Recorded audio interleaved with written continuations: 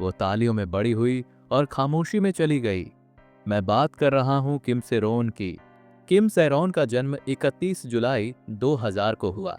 बचपन से ही क्लियर था कि वो स्पॉटलाइट के लिए बनी है। सिर्फ 9 साल की उम्र में उसने अपना एक्टिंग डेब्यू किया movie a brand new life से, और वो भी डायरेक्ट लीड रोल में। मूवी एक छोटी लड़की की इमोशनल स्टोरी थी जिसे उसका फादर ऑर्फनेज छोड़ देता है। इतनी छोटी उम्र में भी से रॉन ने इतनी डीप एक्टिंग दी कि पूरी इंडस्ट्री शॉक हो गई। उसकी परफॉर्मेंस इतनी पावरफुल थी कि वो कैन्स फिल्म फेस्टिवल जाने वाली सबसे यंग एक्ट्रेस बन गई। सिर्फ 10 साल की उम्र में कैन्स रेड कारपेट पर वॉक करना ये किसी ड्रीम से कम नहीं था। 2010 में उसने movie the man from nowhere की। ये मूवी उस साल की हाईएस्ट ग्रोसिंग कोरियन फिल्म बन गई। लोग उसकी इनोसेंस, वल्नरेबिलिटी और इमोशनल एक्टिंग पर कॉम्प्लीटली फिदा हो गए। फनी बात यह है कि वो इतनी छोटी थी कि अपनी ही मूवी पूरी देख भी नहीं सकती थी। वो सिर्फ अपने सीन मॉनिटर पर देख सकती थी। फिर उसने के ड्रामास में एंट्री ली और धीरे धीरे अपना नाम बना लिया। टीनेज उम्र में ही उसके पास अवार्ड्स, हिट प्रोजेक्ट्स और स्ट्रॉन्ग फैन बेस था।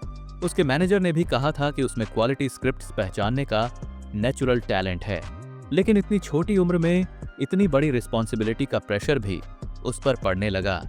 सिर्फ 13 साल की उम्र में उसका पहला बड़ा स्कैंडल हुआ। ऑनलाइन फोटोज वायरल हुई जिसमें वाइन बॉटल्स और सिगरेट्स नजर आ रहे थे। इंटरनेट ने बिना सोचे समझे उस पर अटैक्स शुरू कर दिए। उसे बैड इन्फ्लुएंस, रिबेलियस और आउट ऑफ कंट्रोल कहा गया। साउथ कोरिया जैसे स्ट्रिक्ट कल्चर में ये एक छोटी बच्ची के लिए बहुत बड़ा शॉक था। सेरॉन ने ओपनली डिनाई किया और बोला कि फोटोज को ट्विस्ट किया गया है। उसने लिखा, जो मुझे जानते हैं वो मुझ पर ट्रस्ट करते हैं और जो जेलस हैं वो सच कभी नहीं मानेंगे। लेकिन उसकी क्लीन इमेज को पहला झटका लग चुका था। 2018 में एक और कंट्रोवर्सी आई। उसके एक फेमस फैन पेज ने शट डाउन कर दिया। उनके फेयरवेल मैसेज ने नए रूमर्स को जन्म दे दिया। लोग कहने लगे कि से रॉन फैंस के गिफ्ट्स की रिस्पेक्ट नहीं करती। किसी के पास प्रूफ नहीं था, लेकिन पब्लिक जजमेंट शुरू हो चुका था। उसे एंटाइटल्ड और अनग्रेटफुल लेबल कर दिया गया। फिर उसने ड्रामा DRM छोड़ दिया। उसने डिफरेंस ऑफ ओपिनियन रीजन दिया, लेकिन पब्लिक को ये बात हजम नहीं हुई। रूमर्स आए कि वो कास्ट लिस्टिंग ऑनर्डर से अपसेट थी। प्रोडक्शन टीम ने डिनाई किया, लेकिन डिटेल्स शेयर नहीं की। इससे डाउट्स और बढ़ गए। 2021 में एक वैरायटी शो पर उससे गाली बोलते हुए कैप्चर किया गया। वो मोमेंट स्टाफ को फनी लगा, लेकिन पब्लिक को नहीं। इससे उसकी इमेज और नेगेटिव बन गई। लोग कहने लगे उसे मैनर्स नहीं आते। लोग उसके फैमिली पर भी ब्लेम करने लगे। उसकी मदर को इरिस्पॉन्सिबल कहा गया। लोग भूल गए कि से रॉन बचपन से नॉन स्टॉप काम कर रही थी। प्रेशर हर साल बढ़ता गया। 18 मई 2022 को सब कुछ बदल गया। गैंगनाम में से रॉन ड्रंक ड्राइविंग करते हुए एक्सीडेंट कर बैठी। उसने मल्टीपल चीजों को हिट किया और फाइनली एक इलेक्ट्रिक जनरेटर से टकरा गई। पूरे एरिया की इलेक्ट्रिसिटी चली गई।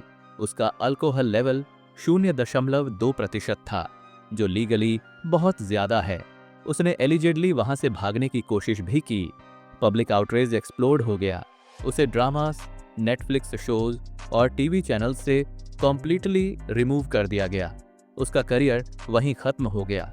उस पर हैवी फाइन लगा। उसने बोला वो फाइनेंशियली स्ट्रगल कर रही है।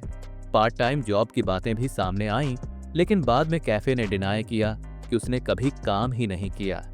इससे पब्लिक और गुस्सा हो गई। कोर्ट ने उसकी फाइन रिड्यूस करने की रिक्वेस्ट भी रिजेक्ट कर दी।